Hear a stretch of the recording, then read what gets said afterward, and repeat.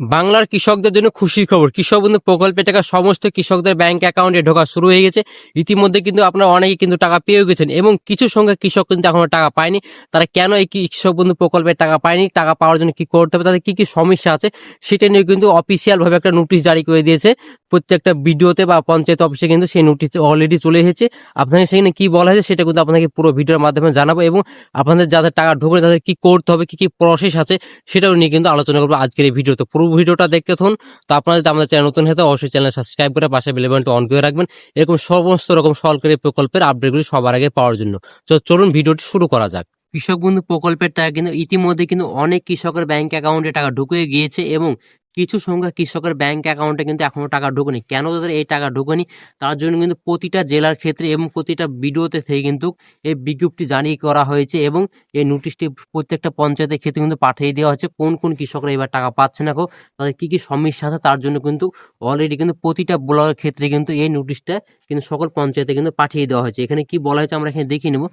রায়নগর ব্লকের সকল কৃষক বন্ধু প্রকল্পে নথিভুক্ত কৃষকদের জানানো যাইতেছে যে যে সকল কৃষকদের কৃষক বন্ধু প্রকল্পের আধার সংযুক্ত করা নেই সেই সকল কৃষক বন্ধুরা ভোটার কার্ডের আইডি জেরক্স এবং আধার কার্ডের আইডি জেরক্স ব্যাংক অ্যাকাউন্টের জেরক্স ব্লক কৃষি দপ্তরে কিন্তু 25শে জানুয়ারি 2026 থেকে কিন্তু 10ই ফেব্রুয়ারি 2026 তারিখের মধ্যে কিন্তু জমা দিতে হবে।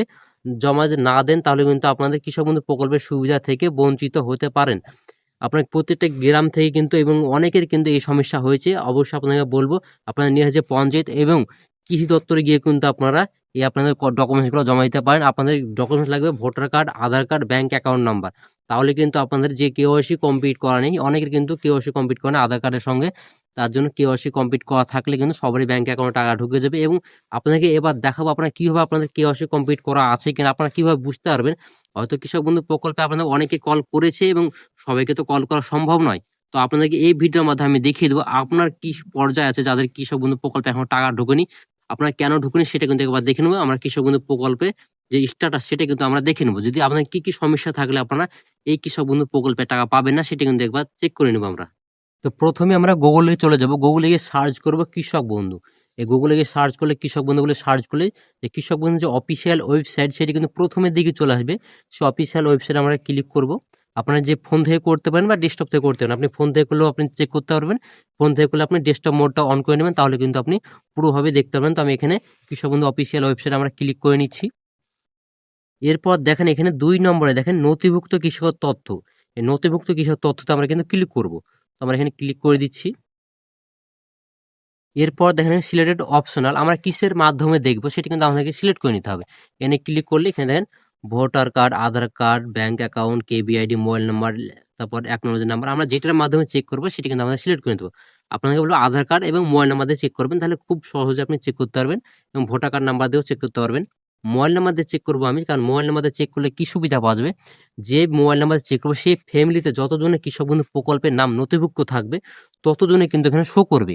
তো আমি তার জন্য এখানে মোবাইল নাম্বারটা সিলেক্ট করে নিচ্ছি এবং আমি যার দেখছি তার কিন্তু একজনের কিন্তু টাকা ঢোকেনি এবং দুজনে কিন্তু টাকা ঢুকেছে। তার ফ্যামিলি বা লোক হচ্ছে 3 জন, 3 জনের মধ্যে 2জনের কিন্তু টাকা ঢুকেছে এবং একজনের টাকা ঢুকেনি। তার কেন টাকা ঢুকেনি সেটা কিন্তু আমরা চেক করে নেব। তো আমরা এখানে মোবাইল নাম্বার সিলেক্ট করে নিচ্ছি। এরপর দেখেন আইডি কার্ড নাম্বার চাইছে, এই আইডি কার্ড নাম্বার যাতে আমরা মোবাইল নাম্বারটা দেবো, যেহেতু আমরা এখানে মোবাইল নাম্বার সিলেক্ট করেছি তার জন্য এখানে আমরা মোবাইল নাম্বারটা বসিয়ে দেবো। এরপর এখানে আমরা আই অ্যাম নট রোবটে ক্লিক করে সার্চ অপশনে ক্লিক করবো। তো আমরা এখানে মোবাইল নাম্বারটা দিয়ে দিচ্ছি। তো আমরা এখানে মোবাইল নাম্বার দিয়ে দিয়েছি। এরপর আই অ্যাম নট রোবটে ক্লিক করব।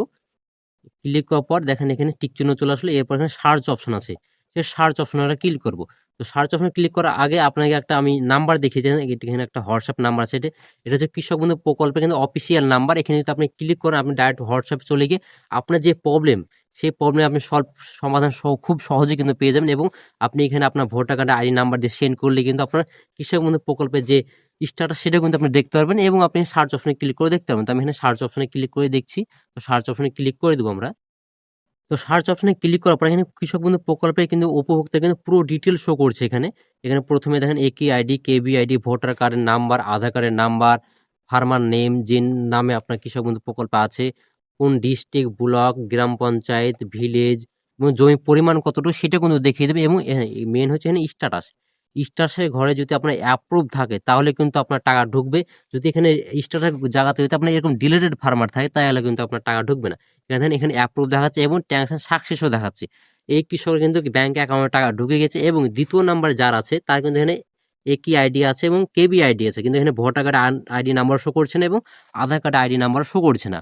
এর কিন্তু কেওয়াইসি কমপ্লিট করে না। একে কিন্তু আপনার কৃষি দপ্তরে গিয়ে কিন্তু আপনার কেওয়াইসি কমপ্লিট করতে হবে। কেওয়াইসি কমপ্লিট করলে কিন্তু এখানে ভোটার কার্ড আইডি নাম্বার এবং আধার কার্ড নাম্বার এখানে শো করবে। এবং শেষের দিকে দেখেন এখানে যেহেতু নাম টাম সবই আছে, এরপর দেখেন এখানে জমির পরিমাণ, তারপর এখানে ডিলেটেড ফার্মার আছে দ্বিতীয় নাম্বার যারা, তারা কিন্তু যেহেতু ডিলেটেড ফার্মার আছে, ডিলেটেড ফার্মার থাকলে কিন্তু টাকা ঢুকবে না।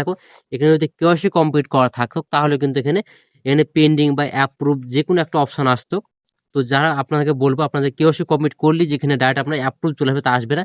কেওয়াইসি কমপ্লিট করার পর আপনার এখানে পেন্ডিং শো করবে। পেন্ডিং শো করার পর কিন্তু আপনার তারপরে কিন্তু স্ট্যাটাস আমার বোঝা যাবে আপনার রিজেক্ট হয়েছে কি আপনার অ্যাপ্রুভ হয়েছে। যদি রিজেক্ট হয়ে যায় তাহলে এখানে ডিলেটেড ফার্মার দেখাবে বা এখানে রিজেক্ট অপশন আসবে। এবং যদি অ্যাপ্রুভ হয়ে যায় তাহলে এখানে অ্যাপ্রুভ অপশনটা চলে যাবে। এবং এখানে ধর ফাঁকা অপশন আছে, এখানে কিন্তু অ্যাকাউন্ট ভ্যালিড অপশন আসবে। এখানে অ্যাকাউন্ট ভ্যালিড অপশন আসবে, তারপরে কিন্তু টাকা ঢোকার যে প্রসেস সেটা শুরু হবে। এবং টাকা যদি ব্যাংক অ্যাকাউন্টে ঢুকে যায় তাহলে কিন্তু এখানে ট্রানজাকশন সাকসেস হবে। এখানে দেখেন 1 নম্বর যেমন সাকসেস হয়ে গেছে, 2 নম্বর ফাঁকা এবং 3 নম্বরে দেখেন 3 নম্বরে কিন্তু ওর সবকিছু ঠিক আছে। এখানে নাম, কেবিআইডি, ভোটার কার্ড সবকিছু কমপ্লিট আছে এবং জমির পরিমাণে কিন্তু এখানে আছে দেখেন। তারপরে কিন্তু এখানে অ্যাপ্রুভ আছে, মানে ইনারও কিন্তু টাকা ঢুকিয়েছে। এখানে ট্রানজাকশন সাকসেস আছে, ইনার কিন্তু ব্যাংক অ্যাকাউন্টে টাকা ঢুকিয়েছে। এবং 2 নম্বর যা আছে দেখেন, এর কিন্তু ব্যাংক অ্যাকাউন্টে এখন টাকা ঢুকেনি, কারণ এখানে আর কেওয়াইসি কমপ্লিট করা নাই। কেওয়াইসি কমপ্লিট করা না থাকলে কিন্তু টাকা ঢুকবে না। সেটা কিন্তু কৃষক বন্ধু প্রকল্পের যে কোনো কৃষক বন্ধু প্রকল্পের না, যে কোনো এখন যেমন আপনার পিএম কিষানের কিন্তু এখানে কেওয়াইসি কমপ্লিট করা না থাকলে কিন্তু টাকা ঢুকছে না। প্রত্যেকটা প্রকল্পের ক্ষেত্রেই তাই কেওয়াইসি কমপ্লিট করা আপনার বাধ্যতামূলক। তো আজকের ভিডিওটা ছিল এই পর্যন্ত। ভিডিও যদি ভালো লেগে থাকে অবশ্যই লাইক করে দিন, বন্ধুকে শেয়ার করে দিন, আর অবশ্যই চ্যানেলটা সাবস্ক্রাইব করে পাশে দেবেন। তো ভালো থাকবেন, সুস্থ থাকবেন, ধন্যবাদ।